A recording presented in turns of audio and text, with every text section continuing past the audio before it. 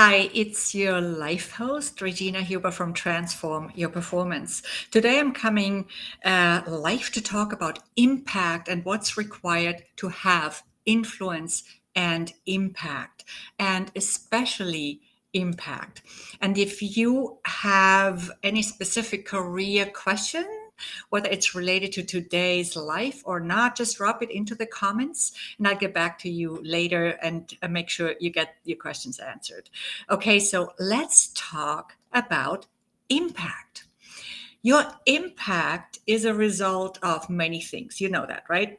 And four of these requirements come to mind immediately when I think of impact, and they are competence, self empowerment, trust building, and inspiration.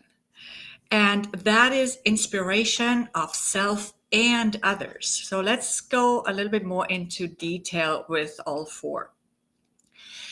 Let's start with number one, competence. Your competence is the combination of your knowledge, expertise, skills, abilities. It's a set of abilities that qualify you for a specific role or project, right? We could say that. And it's often assumed that the competence of different people can be easily compared, but that's not really true because no one shares the same exact combination of skills, knowledge, and expertise, your stories, whatever it is, right, that flows into that with you.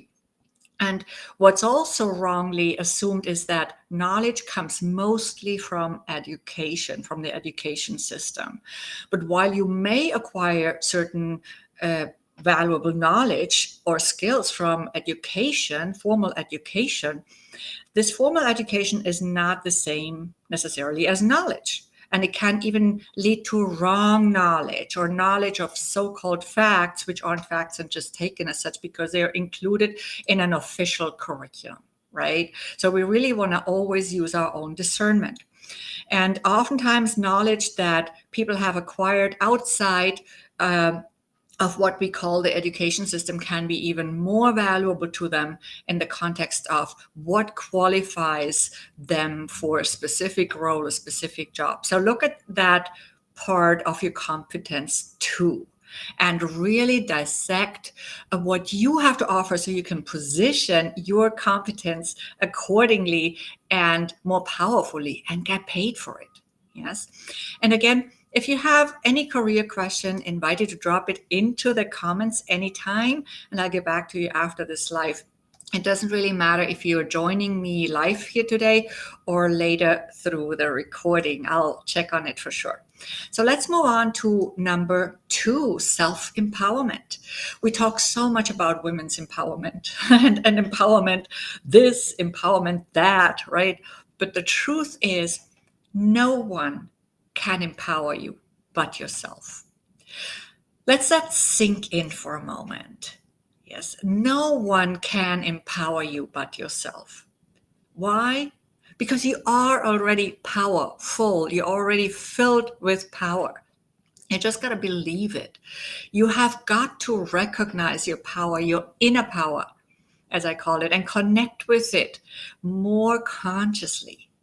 And practice this very often so you can truly integrate your power, so you can feel it, embody it.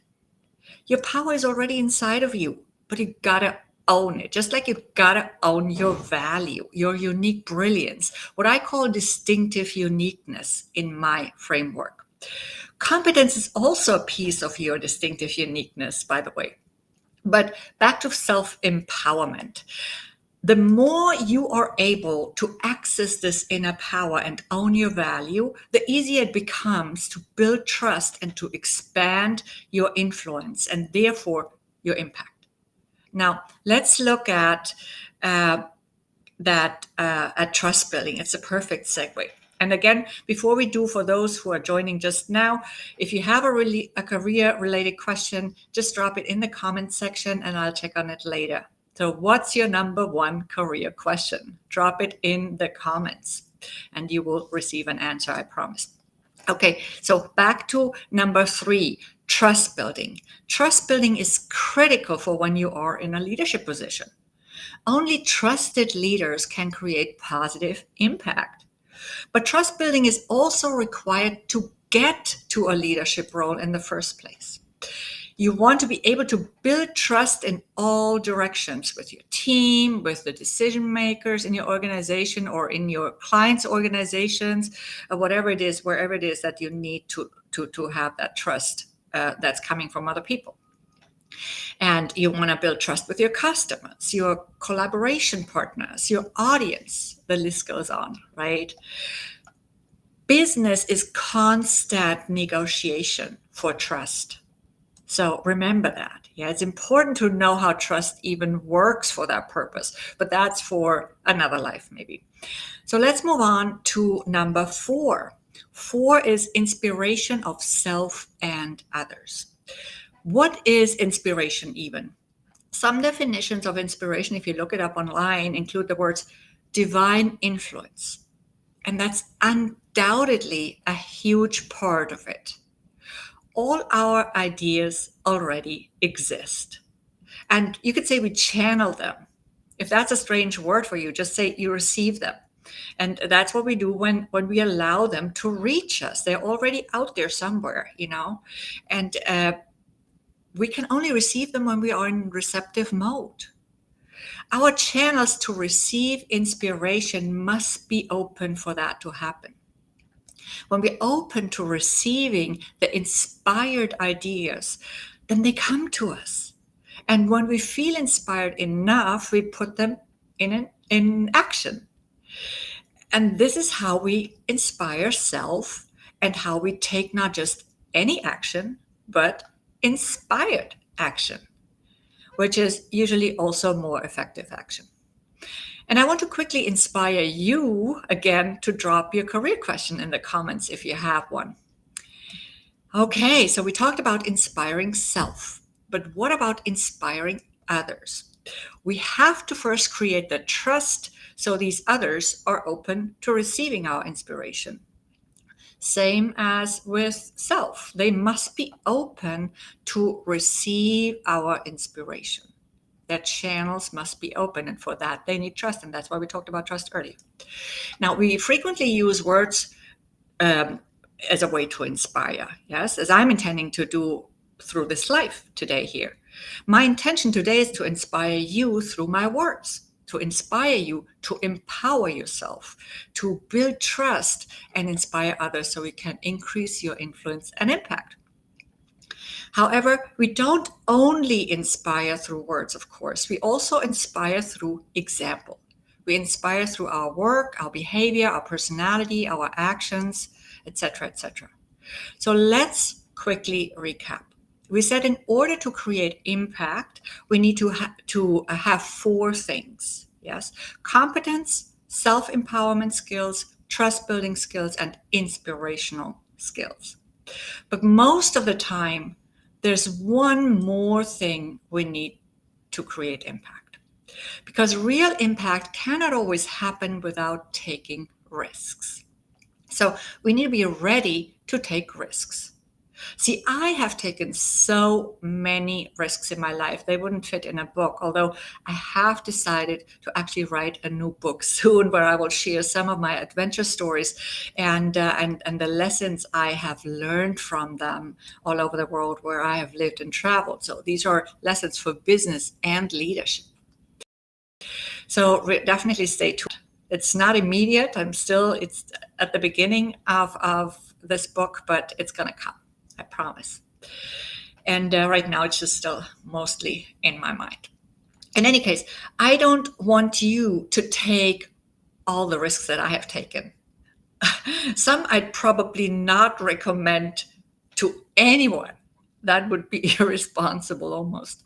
But I do know that without taking risks, nothing much happens in our careers. Yes. In the comments, also feel free to share what risk you feel challenged with. Of course, again, if you have any other questions about your career. I'm curious what risks you feel challenged with that you think you should be taken but are not taking for whatever reason, right? So before I close for today, I want to inspire you to think about these questions. Question number one: which parts of your competence have you not fully shown yet? Which parts have you not showcased yet, not used yet? Question number two: how can you connect with your inner power? There are many ways. And some are in my book, Speak Up, Stand Out, and Shine, which you can find on Amazon. So, how can you connect with your inner power? And question number three: where or how do you need to build more trust? Where or how do you need to build more trust to move ahead in your career more quickly? Question number four: how do you inspire others? Or how could you inspire others? So I have some amazing tips and techniques for all four elements, of course. So if you're a team leader or manager and you want to increase your influence and impact, but are not exactly sure how, then feel free to send me a direct message here on LinkedIn. And I'd be happy to chat with you. Bye for now and see you next time. And do you have that? If you have that career question, don't forget to drop it in the comments, and I'll be getting back with you very soon. See you next time.